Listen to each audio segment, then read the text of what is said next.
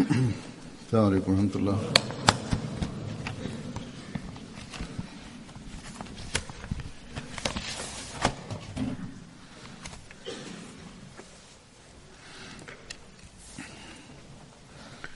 أشهد أن لا إله إلا الله وحده لا شريك له وأشهد أن محمدا عبده ورسوله أما بعد فأعوذ بالله من الشيطان الرجيم بسم الله الرحمن الرحيم الحمد لله رب العالمين الرحمن الرحيم مالك يوم الدين إياك نعبد وإياك نستعين اهدنا الصراط المستقيم صراط الذين أنعمت عليهم غير المغضوب عليهم ولا الضالين.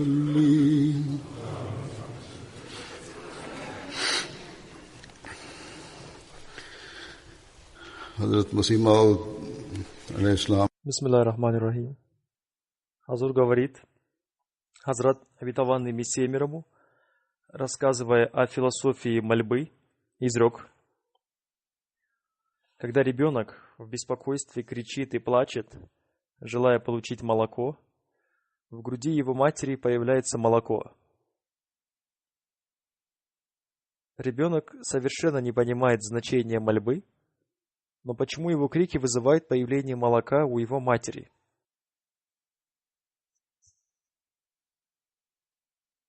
Затем он изрек: иногда видно, что мать даже не ощущает молока в своей груди, но плач ребенка вызывает появление в ней молока. Далее он изрек: а разве наши рыдания пред Всевышним Аллахом не могут ни к чему принести? Они могут привести к тому, что Аллах ответит на них. Но слепые, считающие себя учеными и образованными, не могут этого видеть.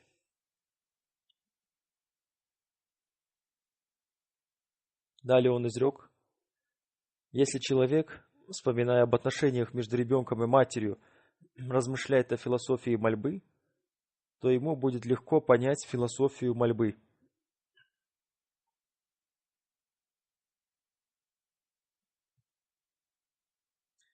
Очень большой милостью Всевышнего Аллаха к нам, мусульманам Ахмади, является то, что наши дети и взрослые хорошо понимают, что если с искренним беспокойством и рыданиями поклоняться перед Всевышним Аллахом и взывать к Нему с мольбами, то Он принимает мольбы. И иногда происходят такие случаи принятия мольбы, которые вызывают удивление у других людей.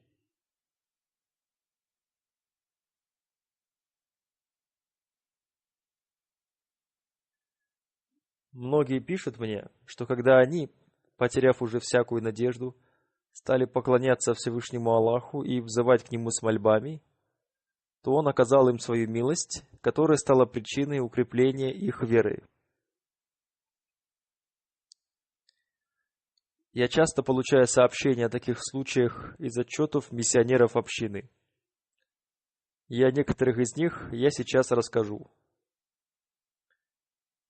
Назир Дават Иляллах города Кадиян пишет: глава общины округа Хушиарпур рассказал мне о том, что несколько лет назад из-за засухи жители его деревни Хера-Чарвал испытывали большое беспокойство, поскольку даже в колодцах уровень воды очень сильно понизился. Большинство жителей этой деревни были индуистами, и они попросили нашего проповедника вознести мольбу о дожде. Хазур поясняет, в восточном Пенджабе миссионеры называют мияджи. То есть сельские жители были убеждены в том, что если они попросят проповедника, мусульманина Ахмади, обратиться с мольбой к Аллаху, то обязательно пройдет дождь. Наш проповедник сначала рассказал им об этикете исламской мольбы, и также он им рассказал о качествах Всевышнего Аллаха. И затем он вознес мольбу. И Всевышний Аллах услышал эту мольбу проповедника Ахмадийской мусульманской общины, и по своей милости через 2-3 часа ниспослал сильный дождь и явил свидетельство того, что он обладает качеством слышащей мольбы. И по милости Всевышнего Аллаха это событие оказало хорошее влияние на жителей этой деревни, и сельские жители стали открыто говорить, что благодаря мольбе мусульман Ахмади был ниспослан дождь. Глава Ахмадийской мусульманской общины острова Фиджи написал, что миссионер Тувалу рассказал ему, что возле Фиджи находится маленький остров, на котором уже долгое время стоит засуха, а их обеспеченность водой целиком зависит от дождя. Миссионер Тувалу меня тоже попросил вознести мольбу о ниспослании дождя. И когда мы вместе с миссионером Тувалу приехали в Тувалу, то местные жители рассказали нам о своем беспокойстве в связи с тем, что их запасы воды уже на исходе. Когда мы приехали в деревню, был уже вечер, и перед совершением молитвы Иша я объявил о том, что в последней саджде мы обратимся к Аллаху с мольбой о ниспослании дождя, и Всевышний Аллах по своей милости принял нашу мольбу, и ночью был ниспослан дождь милости Всевышнего Аллаха. И затем еще 2-3 раза прошел дождь, хотя согласно прогнозу метеослужбы, еще долгое время должна была быть засуха. Глава общины Тувалу рассказал, что после этого события, куда бы они ни приехали, люди везде рассказывали о том, что после нашего прибытия куда-либо там проходил дождь. И даже католический священник и глава племени Фонофоти тоже говорили о том, что это является ничем иным, как милостью Всевышнего Аллаха, и что только благодаря мольбам халифа времени и членов общины здесь прошел дождь. И этот дождь стал не только причиной увеличения веры мусульман Ахмади, но и более того, для мусульман не Ахмади это стало знамением истинности Хазрата обетованного Мессии мир ему.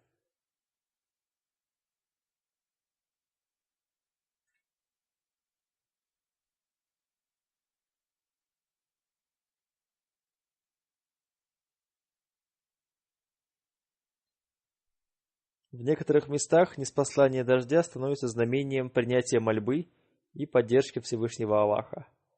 А в некоторых местах знамением принятия мольбы становится прекращение дождя. И не Ахмади, независимо от того, приняли они ислам или нет, обязательно признают, что Бог ислама отвечает на мольбы мусульман Ахмади.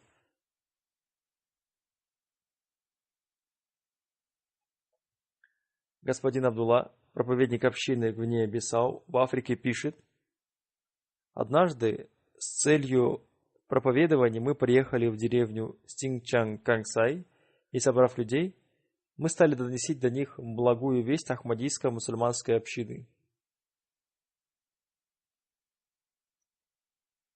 В то время, когда мы проповедовали, начался сильный дождь, и из-за шума дождя не все люди смогли расслышать меня, и казалось, что люди скоро начнут уходить.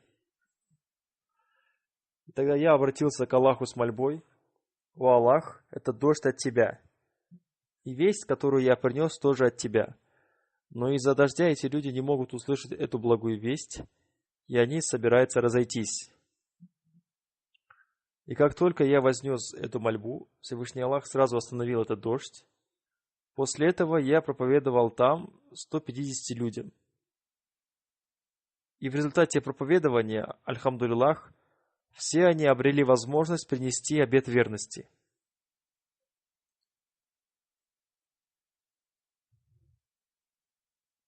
В этом случае прекращение дождя после мольбы нашего миссионера с одной стороны укрепило веру нашего проповедника, а с другой стороны показало Бога, который принимает мольбы людей. Люди спрашивают, как Бог являет себя? Бог являет себя, являя свое могущество. Люди, которые собирались уйти оттуда из-за дождя, увидев проявление милости Всевышнего Аллаха, не только остались там, но и более того, они приняли Ахмадият, истинный ислам.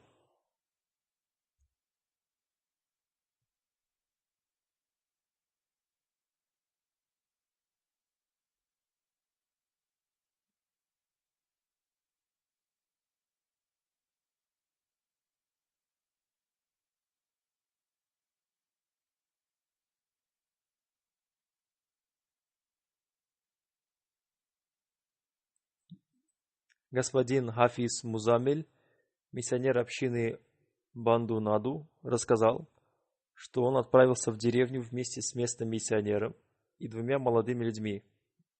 Когда они были в пути, начался очень сильный дождь, и казалось, что ехать дальше невозможно, потому что дорога была глиняной, и от дождя она стала очень скользкой. Далее он рассказывает.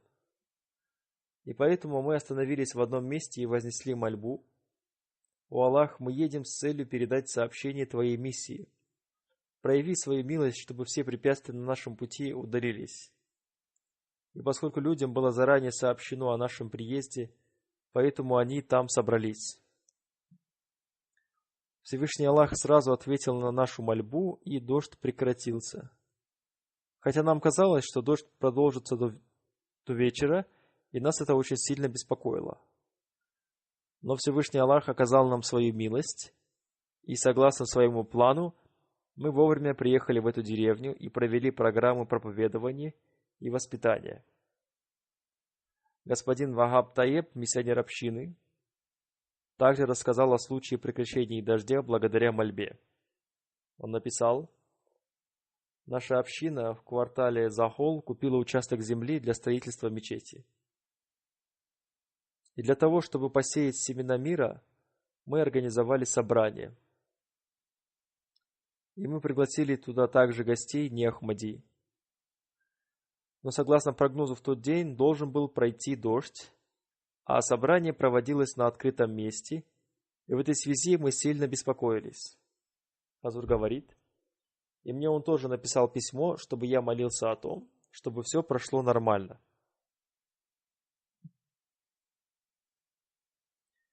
Далее миссионер пишет: «Когда мы приехали туда, там шел дождь. И казалось, что дождь будет идти долго и не прекратится. Но затем, благодаря мольбам, Всевышний Аллах оказал свою милость, и за час до начала собрания дождь прекратился, и появилось солнце. Присутствующий там глава местного городского совета с большим удивлением сказал: «Для проведения своего собрания вы заказали хорошую погоду?» Мы ответили ему: «Для этого мы сами возносили мольбу и также написали письмо своему халифу с просьбой помолиться об этом, и мы были убеждены в том, что Всевышний Аллах окажет свою милость». Таким образом, это собрание прошло очень успешно. Местные газеты опубликовали новости об этом собрании, и многие люди познакомились с общиной благодаря этой газете. Мы, безусловно, не можем заказать погоду, но ради этого мы поклоняемся Всевышнему Аллаху, и погода подчиняется Его повелениям, и Он являет примеры своего могущества. А теперь я представлю вашему вниманию некоторые случаи принятия мольбы, не связанные с погодой. Наш Бог является Богом не только погодой. Напротив, Он является всемогущим и слышит все мольбы, и Он обладает многими другими качествами, и Он показывает примеры проявления своих качеств. господин Матин, проповедник общины в Бенине, рассказал: несколько дней назад ко мне пришел один новообращенный, и он пригласил меня в свой дом и сказал, что его жена очень сильно больна. Услышав это, я вместе со своей супругой пришел к ним, потому что его жена должна была рожать, и женщина могла бы оказать ей помощь. И время ее родов было уже близко. У нее была высокая температура, и начались тяжелые роды. И ее муж сказал, что раньше уже 2 раза случалось так, что надо было спасать или ребенка, или мать, и оба раза они пожертвовали детьми. Сейчас у нее начались 3-е роды, и ситуация такая же. Наш проповедник сказал: в этой ситуации мы должны молиться и написать письмо имаму времени с просьбой молиться. Но поскольку сейчас нет времени писать письмо имаму времени, поэтому давайте все вместе вознесем мольбу. Поминая различные качества Всевышнего Аллаха, я начал молиться, и после мольбы, прочитав суру Аль-Фатиха на воду, я передал эту воду этой женщине, а затем сделал так еще 2 раза. И после 3-го раза ее муж вернулся радостным и сказал: Всевышний Аллах спас мою супругу и даровал мне сына.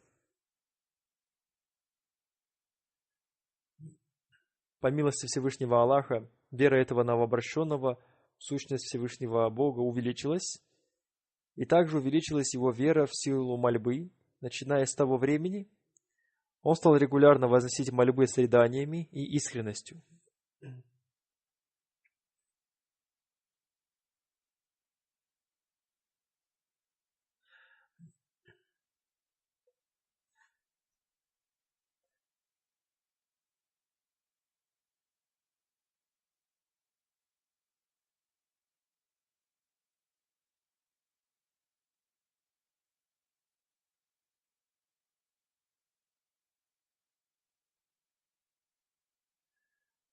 Глава общины Кении, рассказывая об одном больном человеке, написал: глава одной местной общины сильно заболел, и когда он осведомился о его здоровье, больной ответил, что уже 2 больницы отказались его лечить, его состояние значительно ухудшилось, и в любой момент вы можете услышать о его кончине.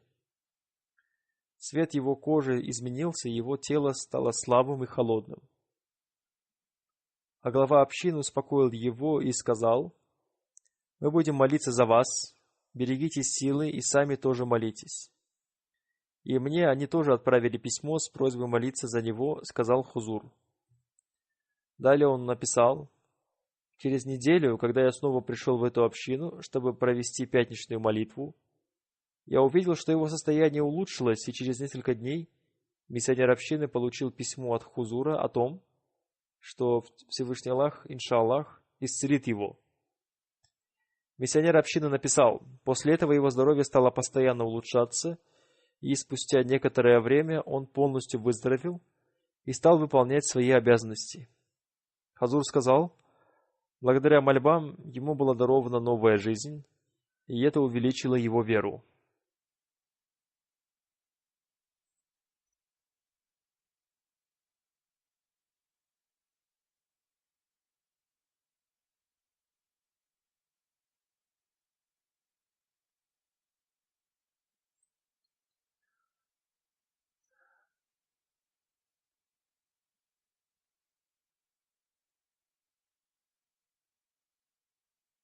Глава общины округа Карнатек, Индия, пишет, что глава одной местной общины написал ему, что он находился в больнице, и у него обнаружили опухоль головного мозга, и врачи сказали ему, что его невозможно вылечить, и он может умереть во время операции.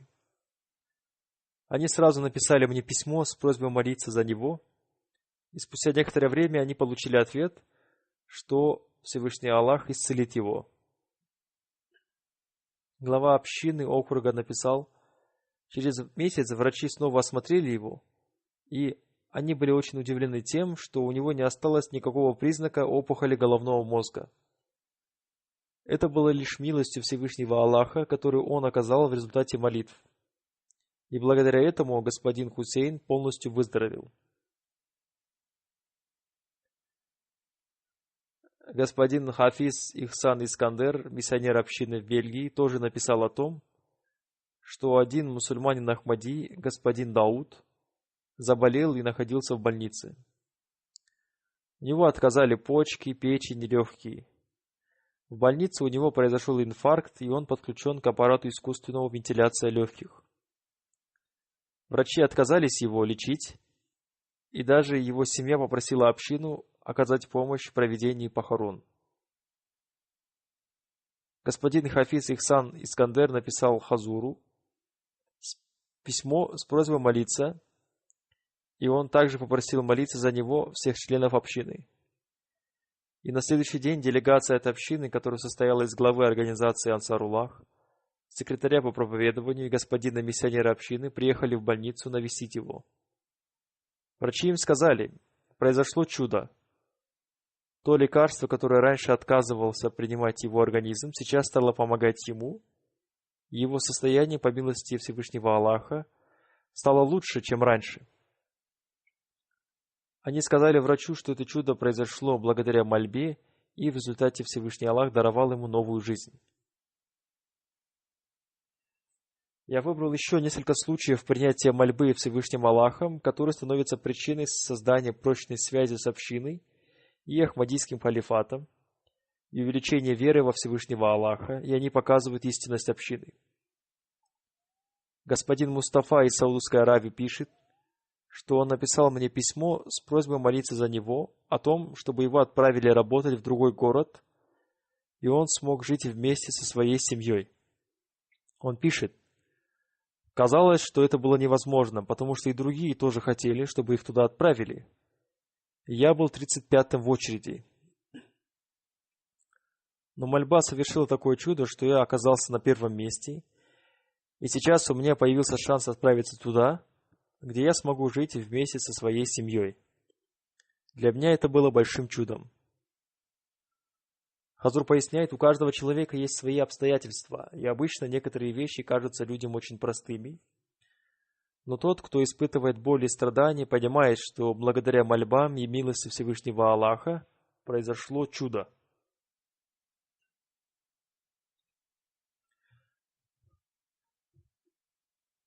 Господин Латиф, проповедник общины из Морогоро в Танзании, пишет: кто-то украл солнечную батарею с нашей мечети, но на следующий день, когда община узнала об этом, она приняла решение, что вместо того, чтобы писать заявление в полицию, лучше молиться Всевышнему Аллаху, поскольку заявление в полицию ничего не даст, и дело будет быстро закрыто. Мы решили молиться и просить Всевышнего Аллаха, чтобы Он сам наказал того, кто украл нашу солнечную батарею, и Он вернул ее. Когда люди узнали, что была украдена солнечная батарея с мечети, собралась вся деревня, и Ахмади, и не Ахмади. И все узнали, что мусульмане Ахмади молятся о том, чтобы Всевышний Аллах наказал того, кто украл солнечную батарею с мечети. И не Ахмади стали говорить, что молитвы мусульман Ахмади часто принимаются, и поэтому вор скоро поймет это. Другого выхода у него нет.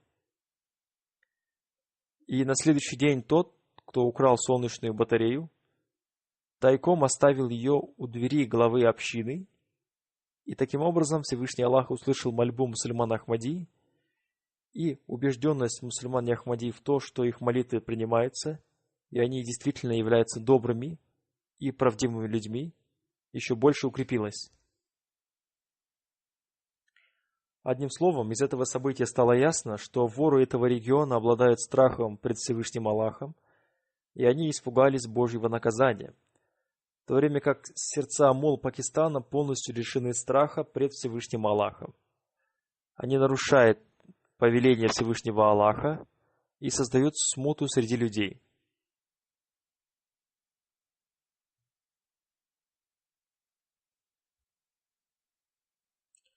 Пусть Всевышний Аллах окажет милость народу Пакистана и как можно скорее освободить его от этих притеснителей.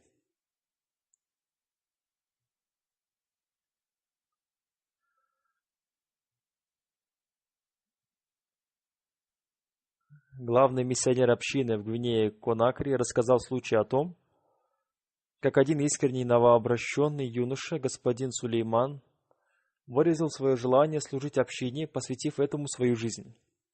Он пишет: «Мы посоветовали ему поступить в Ахмадийский университет в Сьерра-Леоне, и он с радостью принял наш совет и начал готовиться к поступлению в него.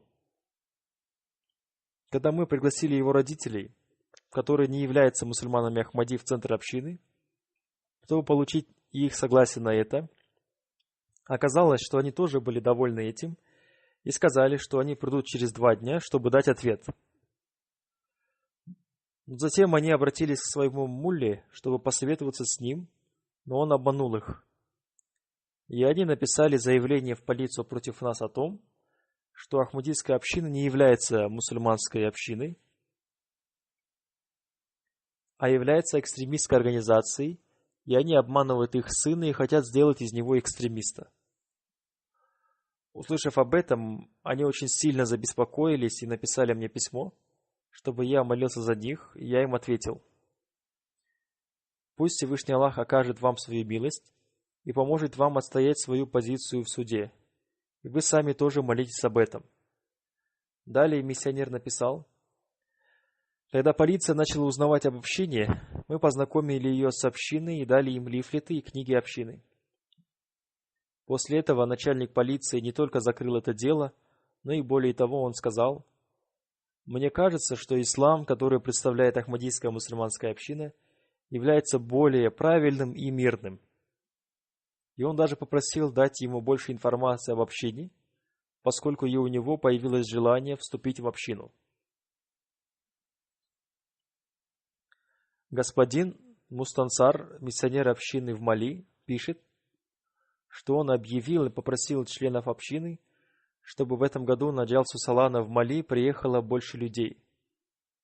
Место, где проводится Джалса Салана в Мали, находится на расстоянии 400 километров от столицы страны. Люди там очень бедные, а билет до этого места стоит 10 тысяч африканских франков. И для бедных людей собрать такую большую сумму денег очень сложно. Господин Яхья, член общины, ловит рыбу в реке и продает ее на базаре. И он с большим трудом в течение года смог собрать деньги для проезда до места проведения Джалсы Салана только для одного человека. И он сказал, что поскольку он уже принимал участие в Джалсе Салана в прошлом году, поэтому он решил отправить на Джалсу свою жену, а миссионер общины сказал ему: «У вас очень хорошее намерение, но постарайтесь и молитесь о том, чтобы Всевышний Аллах сделал так, чтобы вы смогли поехать на Джалсу вдвоем вместе со своей женой». И за день до отъезда делегации на Джалсу Салана он пришел ко мне в центр общины, и у него в руках была большая рыба весом 12 килограмм, и он сказал мне: «Утром, когда я закинул сеть в реку, чтобы поймать рыбу, я молился следующими словами: «О Бог, завтра делегация отправляется на Джалсу, но у меня нет денег на проезд. Поэтому помоги мне, чтобы я тоже принял участие в Джалсе». Во время отведенной для молитвы Аср я вытянул свою сеть, и в ней была большая рыба. Один человек на берегу сразу купил ее у меня за 18 тысяч франков. Но я попросил этого человека разрешения показать эту рыбу вам. Благодаря продаже этой рыбы у меня появилось достаточно денег для проезда до места проведения Джалсы Салана, и теперь мы можем поехать на нее вместе с моей женой, и у нас даже останется немного денег.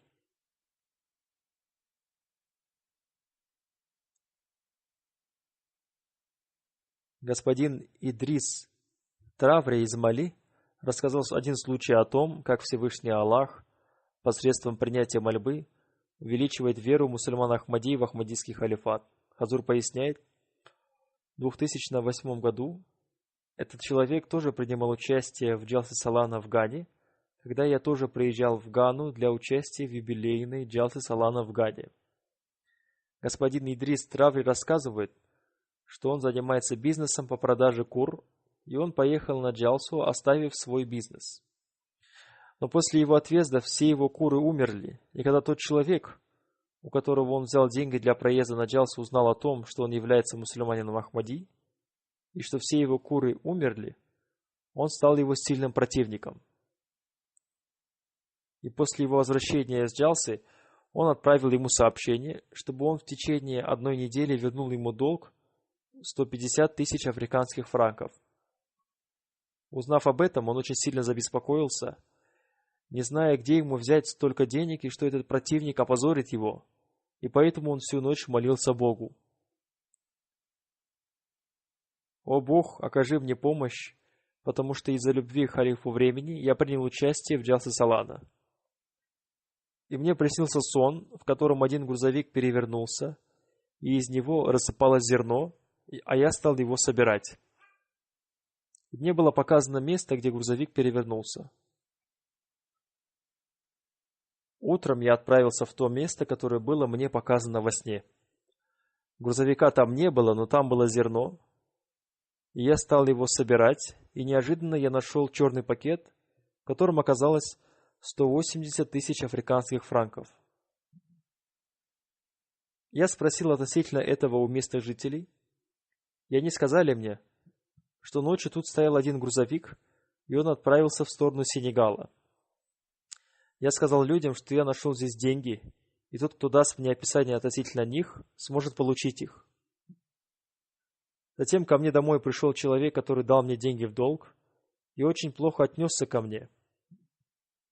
Вечером он снова пришел ко мне, и я сказал ему: «Потерпи, сейчас я верну тебе свой долг».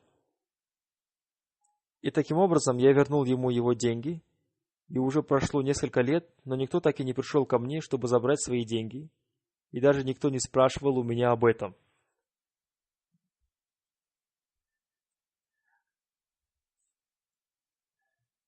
Господин Хафизулла Барвана, миссионер общины в Германии, написал: «Новообращенный господин Ихсан из Ливана познакомился со мной в Германии.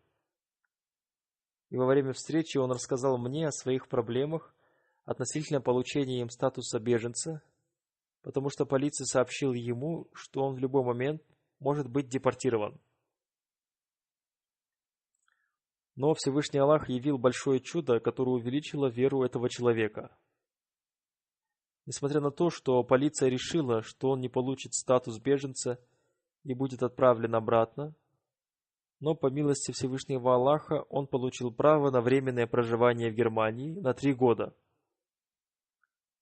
И он очень рад этому и всем рассказывает о том, что это произошло благодаря мольбам и по милости Всевышнего Аллаха. Иногда Всевышний Аллах показывает примеры принятия молитв мусульман Ахмади за немусульман, и это привлекает их внимание к тому, что Бог Ислама принимает их мольбы. Господин Мирза Афзал из Канады пишет: «Мы приехали в город Ванкувер на западе Канады для проведения межконфессиональной конференции. Приехав туда, мы позвонили одному человеку сикху и сказали ему, что мы хотим организовать здесь межконфессиональную конференцию, и в связи с этим мы хотим с ним встретиться. Он с большой радостью пригласил нас к себе в дом, угостил нас и даже разрешил нам совершить в его доме молитвы Зухр и Аср. И он обещал оказать нам любую помощь в организации конференции. Когда мы уходили, он с большой искренностью сказал нам, что у его сына есть 3 дочери, и попросил нас молиться о том, чтобы Всевышний Аллах даровал ему сына. И подняв руки, мы с радостью помолились за него. И мы сказали ему, что мы напишем письмо своему халифу с просьбой молиться за него. Через 1,5 года он позвонил мне и с большой радостью сказал, что Всевышний Аллах даровал ему внука.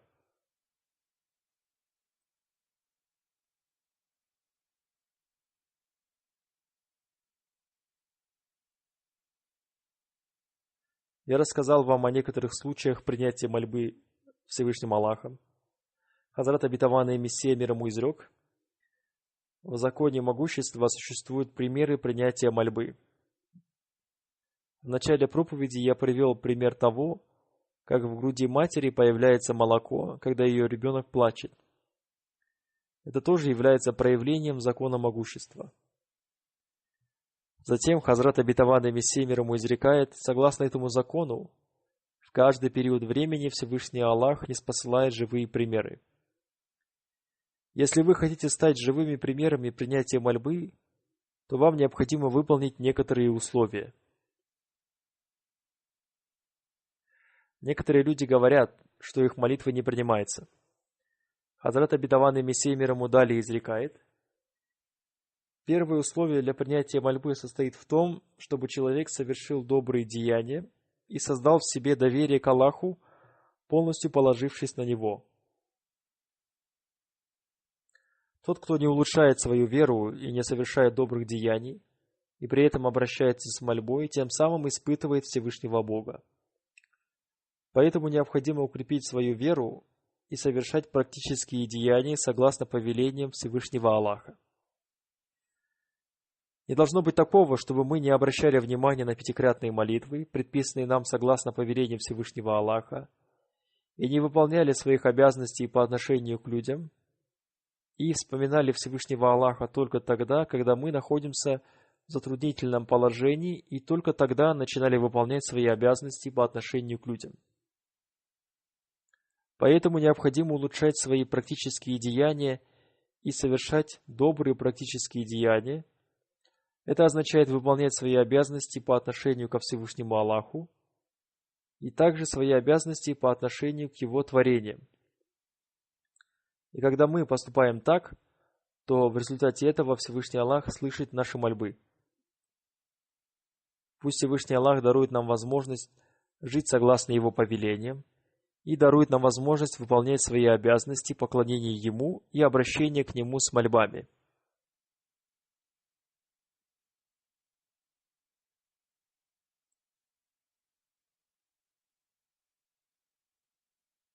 После пятничной молитвы я проведу заупокойную молитву двух покойных. Первый из них – это уважаемый господин Чодри Ниматулла Сахи, который посвятил свою жизнь служению религии перед выходом на пенсию. Он был главой отделения по имуществу общины Садр Анджуман Ахмадия в Пакистане. 15 января этого года он скончался в Канаде. Инна лилляхи ва инна иляйхи роджуун. Ахмадият пришел в его семью посредством госпожи Хазрат Хусейн Биби, матери Хазрата Чодри Зафрулы Хана. Она приехала в Кадьян и принесла обет верности в результате увиденного сна.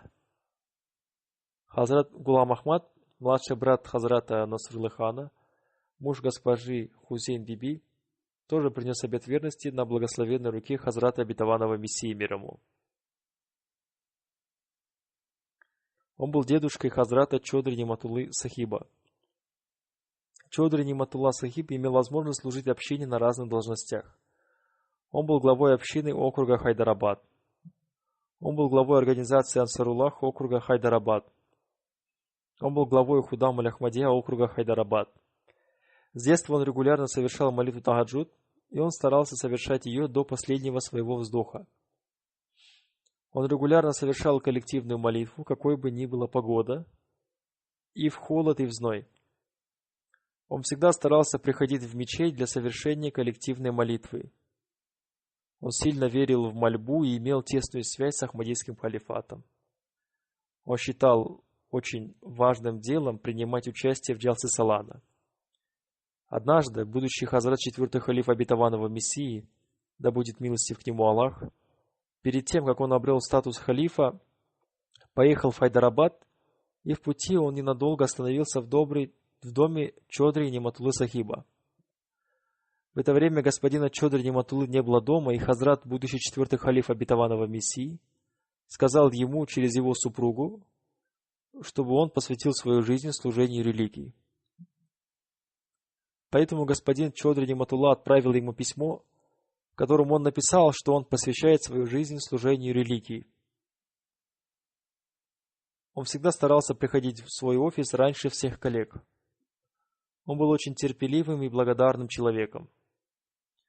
Он всегда беспокоился о решении проблем других людей. Он был очень мягким и тихим человеком. Он никому не рассказывал о своих проблемах и болезнях, Во время своей работы он получал хорошую зарплату, но на себя он расходовал немного, и он выполнял свои обязанности с большой верой. Благодаря этому его качеству хозяин текстильной фабрики, на которой он работал, очень доверял ему. И потом, когда его сын открыл уже свой бизнес, текстильную фабрику в городе Фейсалабад, он оказал ему всяческую помощь, потому что он был сыном Чодри Ниматуллы Сахиба. Он заслужил большое уважение в текстильном деле.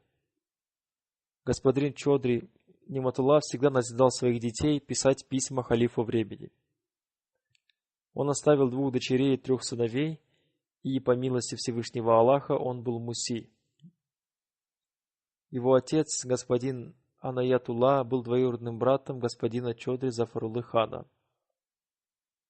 Один из его родственников написал: однажды Чодри Зафарулла хан Сахиб узнал о том, что отец Чодри Ниматуллы Сахиба недоволен своим сыном, и после этого Чодри Зафарулла хан Сахиб написал письмо его отцу о том, что когда он был в Пакистане, ему стало ясно, что по какой-то причине он недоволен господином Ниматуллой. И он написал ему: хотя я не знаю, по какой причине вы недовольны своим сыном, но я говорю вам, что каждый раз, когда я приезжал в Англию, когда он там учился, он всегда приходил ко мне, чтобы встретиться со мной. И даже когда он по причине своей болезни находился в Швейцарии, там он тоже встречался со мной. И я со всей убежденностью могу сказать, что я всегда видел его вежливым, повинующимся и искренним. И вы, будучи его отцом, должны гордиться тем, что он обладает благородной натурой и добротой. Все свое время пребывания за границей он жил, проявляя доброту, и я очень доволен им. Я регулярно молюсь за него в каждой своей молитве. И я говорю правду, что господин Ниматулла был самым добрым и благородным человеком из нас 3, которые в то время находились в Англии. Один человек из отделения имущества общины написал о нем: он никогда не относился к нам как начальник, а напротив, он был очень добрым человеком. Он был очень искренним и святым человеком. Он достиг успеха в мирских делах и был назначен на очень высокую должность. Но, несмотря на это, он был очень искренним.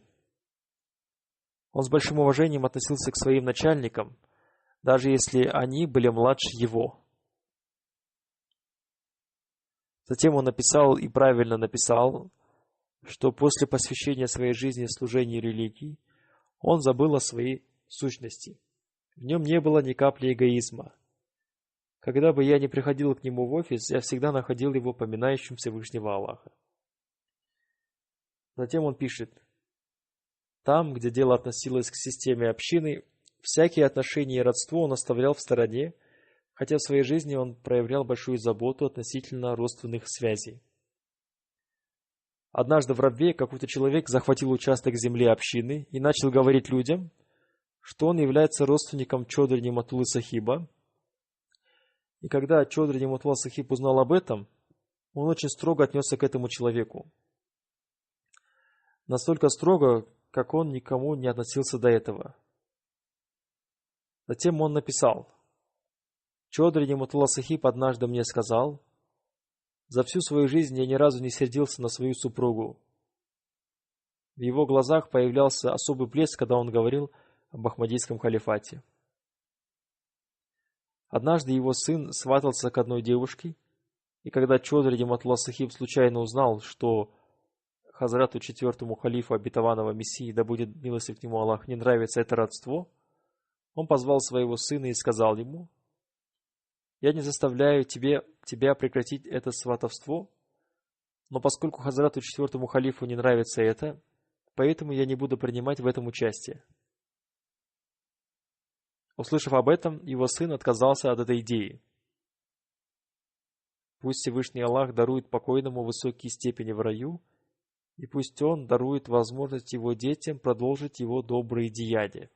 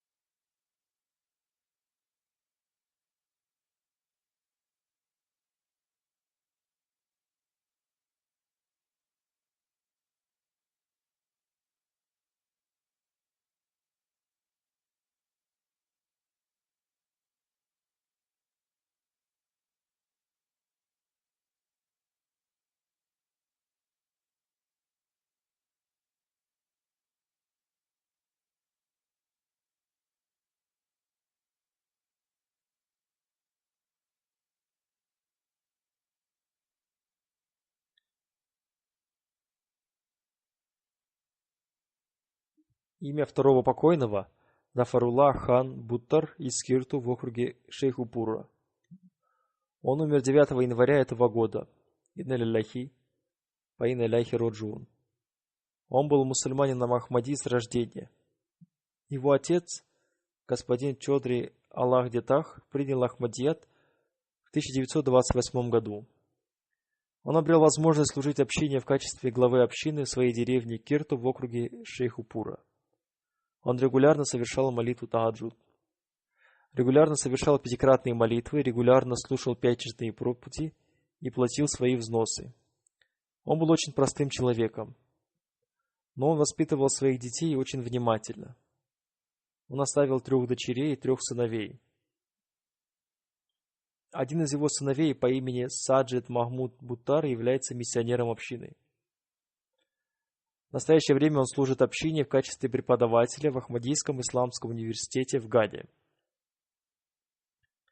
Из-за своих обязанностей в общине он не смог поехать в Пакистан на похороны своего отца.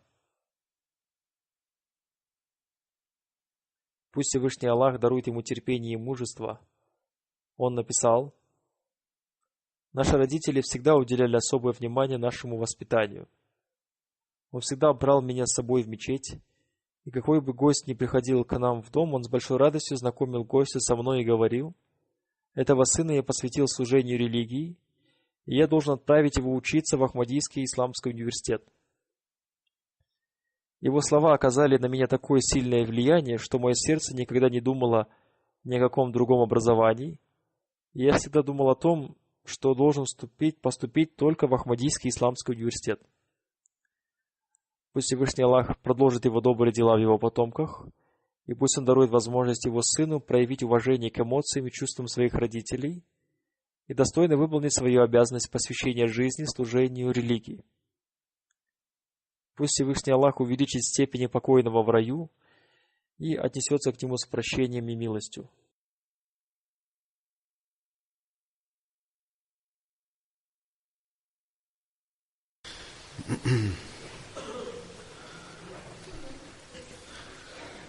الحمد لله نحمده ونستعينه ونستغفره ونؤمن به ونتوكل عليه ونعوذ بالله من شرور أنفسنا ومن سيئات أعمالنا من يهده الله فلا مضل له ومن يضلله فلا هادي له ونشهد أن لا إله إلا الله ونشهد أن محمدا عبده ورسوله عباد الله رحمكم الله إن الله يأمر بالعدل والإحسان وإيتاء ذي القربى وينهى عن الفحشاء والمنكر والبغي يعظكم لعلكم تذكرون اذكروا الله يذكركم وادعوه يستجب لكم ولذكر الله أكبر